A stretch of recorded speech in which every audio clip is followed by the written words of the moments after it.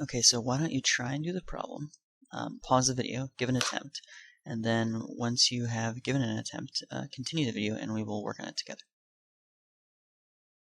Okay, so here it says k is an integer for which 1 over 2 to the 1 minus k is less than 1 over 8. And they want to know what is greater, quantity A, which is k, or quantity B, which is -2. The trick to understanding this problem is to recognizing that 8 can be written in the form of base 2. Alright, and they give you the hint by drawing this in the form of base 2. So you have 1 over 2 to the 1 minus k is less than 1 over, and then you can rewrite 8 as 2 cubed. Let me draw that out really quickly just to make sure people get it. 8 is equal to 2 times 4, which is equal to 2 times 2 times 2. Alright, just broke up the 8 into 2 and 4, and then the 4 into 2 2's. Now this is the same thing as 2 cubed, so you can write this as 2 cubed.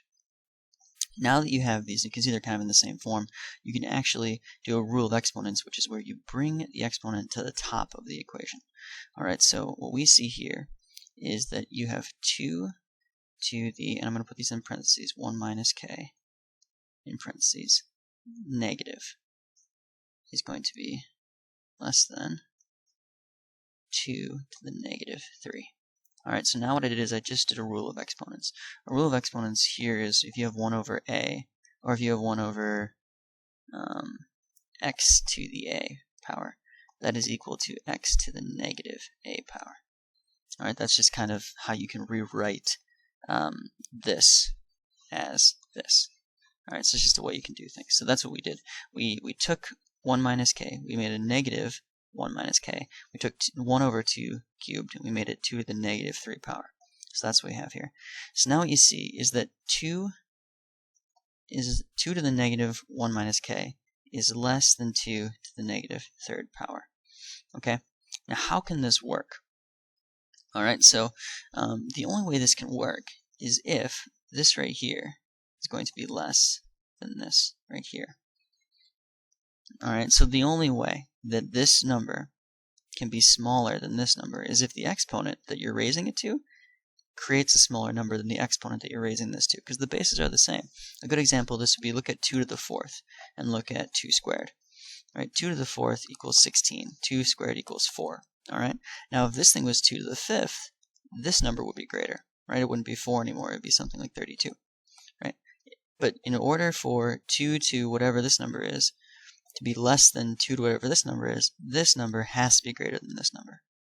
That's how it has to work. So we can actually write this as negative 1 minus k has to be less than negative 3. Alright, so that's where we start. Alright, so now we solve for this. So we divide by a negative 1, so we get 1 minus k. And we divide this by a negative 1, this turns into 3. And whenever you divide an inequality by a negative, whenever you divide or multiply an inequality by a negative, you have to flip the sign. So we flip the sign. Then you get 1 minus k is greater than 3. Alright, so then you get k, negative k, is greater than 2. So then you can, again, the reason why we have that is we subtracted 1 from this side. Then again you divide by negative 1 to get k by itself, and you get k is less than negative 2.